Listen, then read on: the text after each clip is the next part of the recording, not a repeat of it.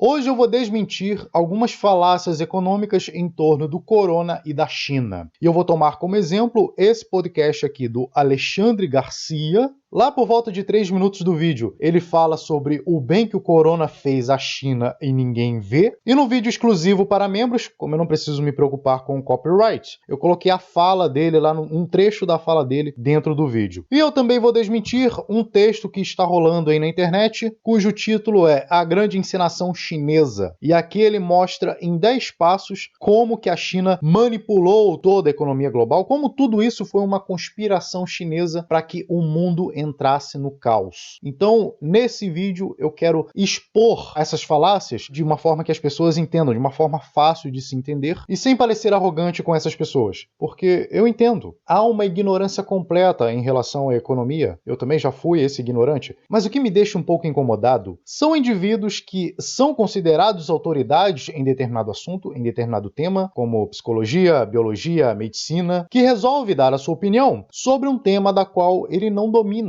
sobre um tema da qual ele não tem absolutamente nenhum conhecimento, para dar a sua opinião, e eles dão essa opinião como se fosse a mais absoluta verdade. E quando são confrontados com argumentos sólidos, com dados econômicos, eles não admitem que são ignorantes sobre esse assunto, ou que não estudaram o suficiente para poder opinar. Então, é isso que me deixa um pouco preocupado, principalmente na internet, na qual as pessoas respeitam esse indivíduo por sua autoridade, só que ele não é autoridade em todos os assuntos. Então o intuito desse vídeo é desmentir e esclarecer essas falácias econômicas. Eu não vou falar aqui sobre pandemia, contaminação viral, da qual eu não me sinto confortável em falar, visto que eu não tenho conhecimento suficiente. Eu não li o suficiente para opinar sobre esse assunto. Então, meu foco aqui nesse canal é especificamente sobre os impactos econômicos trazidos por essa pandemia, ok? Bom, esclarecidos esses pontos, que julgo ser de extrema importância, vamos ao vídeo e eu vou começar pelo texto A Grande Encenação Chinesa. Só para deixar claro, esse texto não é do Alexandre Garcia, ele falou outras coisas um pouco parecidas, mas não nesse nível de conspiração. Então vamos aqui ao item 1 e 2 dessa teoria: crie um vírus e um antídoto e dissemine o vírus. Como se sabe, tiveram vários estudos mundo afora, em vários laboratórios, que apontam que esse patógeno é um vírus conhecido, que é o CoV-2, que surgiu lá em 2002 e em 2003. E a ele foi dado o nome de SARS, Síndrome Respiratória Aguda Grave. Então, esse vírus é uma variação de um vírus que já existia há alguns anos atrás. É o que se sabe, é o que vários laboratórios comprovaram a partir de análises e diversos estudos. Agora, quanto a criar um antídoto, primeiro que antídoto refere-se à substância química tóxica, como por exemplo toxinas, neurotoxinas. Então, o antídoto é outra substância química que reage com essa toxina, neutralizando-a, como é o caso de venenos de cobra, venenos de escorpião. Só que nesse caso é vírus, e vírus é um organismo vivo, um micro-organismo. Então, nesse caso, emprega-se o uso da vacina, que nada mais é do que uma versão branda desse vírus para que treine os nossos anticorpos para combater esse vírus. Portanto, antídoto é utilizado contra toxinas e vacina utilizada contra vírus, micro-organismos. É só uma questão de terminologia. E sabendo que esse vírus é uma versão de outro que foi encontrado lá em 2002, 2003, acredito eu que não seja tão difícil se criar uma vacina contra esse vírus. E é o que várias indústrias farmacêuticas, não só da China, mas dos Estados Unidos e da Europa, até aqui do Brasil, já começaram a desenvolver. As vacinas já estão praticamente prontas. O que falta é testes. Testes em humanos, e aí tem um período estipulado, acredito eu que seja de 1 ano, para que se verifique esses casos, esses voluntários que foram vacinados e acompanhar a evolução deles. Ver se teve algum efeito colateral, ver se a vacina realmente teve algum efeito. Enfim, vários procedimentos que precisam ser feitos antes da vacina ser distribuída para os demais. Lembrando, mais uma vez, eu não sou especialista nisso, então eu não posso afirmar aqui com toda a certeza do mundo que esse vírus não foi criado a partir de laboratório, porém estou me baseando em dados científicos e não em teorias. países. Aí você pode me dizer,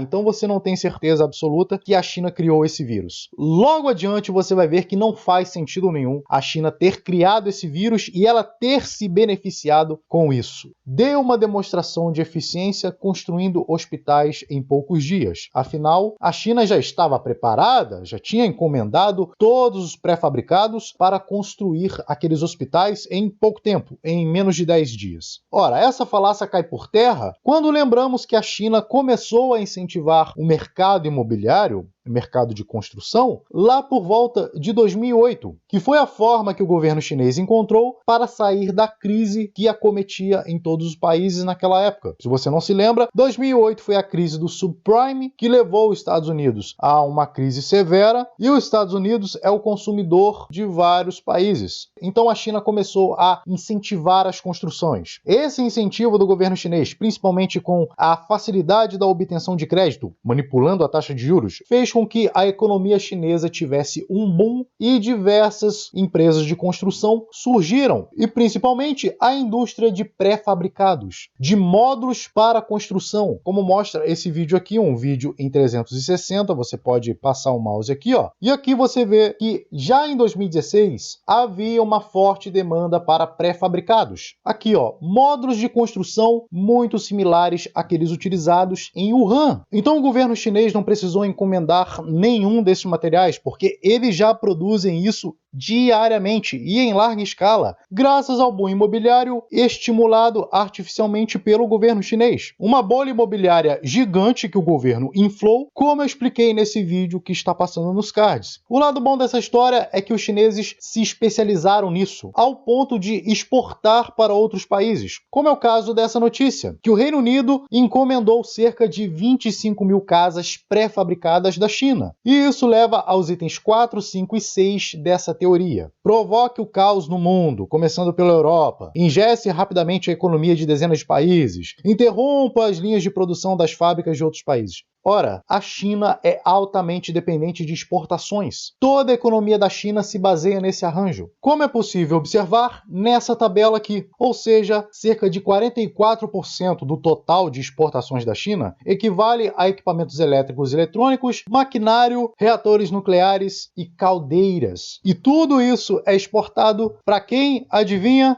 20% só para os Estados Unidos e mais de 10%, se não me engano, 20% para a Europa, como você pode ver nessa tabela aqui. Portanto, se todo o mundo parar de produzir, também vai parar de consumir da China. E como a China é altamente dependente de exportações, ela é a que tem mais a perder com essa pandemia. E isso a gente pode observar nesse índice de manufatura aqui dos Estados Unidos, o chamado PMI, que é o menor de todos os tempos, e nesse gráfico que mostra a atividade de produção industrial da China, que nesses 2 últimos meses de pandemia saiu de uma crescente de 6,9% para uma queda de 13,5%. E com a queda drástica nas exportações, o que acontece? O índice das ações das empresas chinesas despencam, já está no menor patamar desde 2019 e 2016. A arrecadação, ou seja, tudo aquilo que o governo conseguiu extorquir dos indivíduos, também entra em queda. Os gastos aumentam para poder praticar toda aquela quarentena que a China fez, praticamente encarcerando os cidadãos. E para compensar tudo isso, o que o governo faz? Começa a estimular a economia, criando moeda, manipulando a taxa de juros, que já é a menor de todos os tempos, incentivando a obtenção de crédito por indivíduos ou empresas e, para completar, empréstimo a bancos, para aumentar a liquidez na economia. Ou seja, todos esses são indícios de que a economia chinesa anda muito mal. E essa pandemia só piorou a situação, porque agora não há mais consumidores de produtos chineses. Ninguém está importando da China. Se a economia no mundo todo para, a China também para. É isso que tem que ficar claro aqui. Agora o item 7 dessa teoria é: provoque a queda das bolsas e compre empresas a preço de banana. Ué, as ações das empresas chinesas também estão em queda, também estão na promoção. E como o governo chinês poderia comprar essas ações se a receita caiu? Se ele não consegue extorquir mais as empresas porque elas não estão produzindo? Certamente alguém vai dizer que a China pode imprimir dinheiro, criar dinheiro do nada e comprar essas ações que agora estão baratas. Ora, qualquer governo pode imprimir dinheiro. Até o próprio Estados Unidos pode imprimir dinheiro e comprar ações, como de fato aconteceu com esse aumento de liquidez aí, com essa injeção de 1,5 trilhões de dólares ao decorrer desse mês. Não só a China, mas qualquer governo pode imprimir dinheiro às custas de toda a sua população, que verá o seu poder de compra cair, porque a moeda irá se desvalorizar, podem aproveitar esse momento para comprar ações. Isso não é nenhuma exclusividade da China. Agora vem o item 8 dessa teoria. Controle rapidamente a epidemia no seu país. Afinal, você já estava preparado. E quem disse que a China controlou a epidemia? Reduzir o número de casos não significa que a epidemia acabou. E se eles tivessem controlado, ela nem teria saído da China. É absolutamente normal e até lógico que a China seja a primeira a reduzir o número de casos, haja visto que foi lá que começou a epidemia. Então, é absolutamente normal que o número de casos lá tenda a cair depois de várias semanas de epidemia. E o item 9 bate exatamente com o que o Alexandre Garcia disse nesse vídeo. Baixe o preço das commodities, inclusive o petróleo, que você compra em larga escala. A teoria do Alexandre Garcia é que todas as pandemias favoreceram a China, que a China cresceu após as pandemias. Ora, a China vem crescendo desde 92, com a sua política de abertura da economia, muito antes das pandemias listadas pelo Alexandre Garcia. Aqui,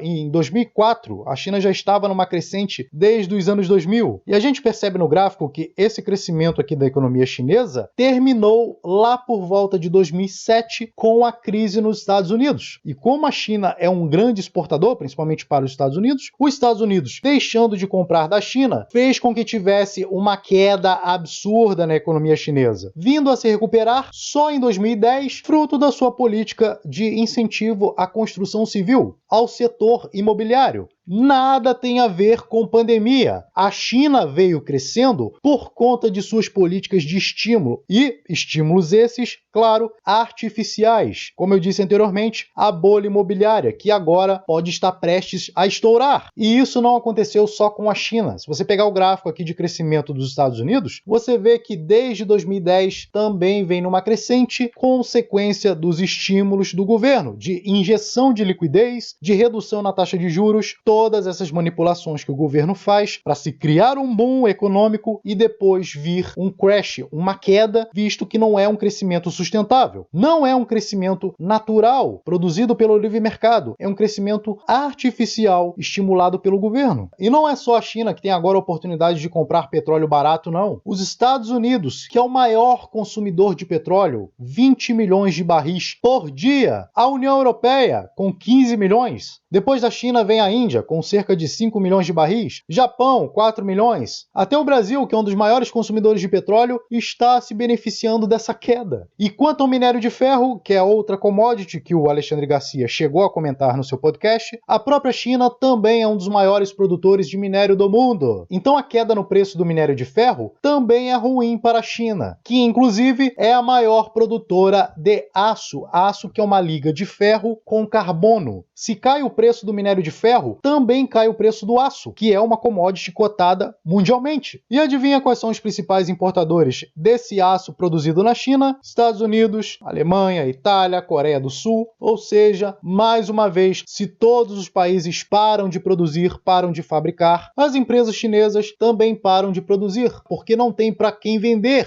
E com isso, a receita do Estado, a receita do governo chinês cai, impossibilitando esse governo de comprar tudo a preço de banana, como essa teoria diz. E por fim, o item 10, volte a produzir rapidamente enquanto o mundo está parado. Esse item é o mais controverso de todos. Como a China vai voltar a produzir rapidamente sem demanda? Se o mundo todo não está demandando nada, como que a China vai voltar a produzir? A China está completamente desesperada. Se o mundo não voltar a produzir logo, a economia da China vai colapsar. E eu digo toda a economia, porque vários países vendem commodities para a China. A China é um grande consumidor de commodities, principalmente no Brasil, então esses países também irão afundar junto com ela. Países cuja economia depende exclusivamente de exportações serão os primeiros a sofrer. A verdade é que a economia global já vem mal das pernas há muito tempo, graças às políticas monetárias de bancos centrais de todos os países, incluindo China e Estados Unidos. que são os maiores exportadores e importadores, respectivamente. O corona só foi a fagulha que precisava para incendiar toda a economia global. E não se engane com essas teorias, a China não vai bem. Se a crise, a recessão global, estiver vindo, pode ter certeza que ela começará na China. Se preparem porque o pior ainda está por vir. E não é o corona, é o que vem depois dele.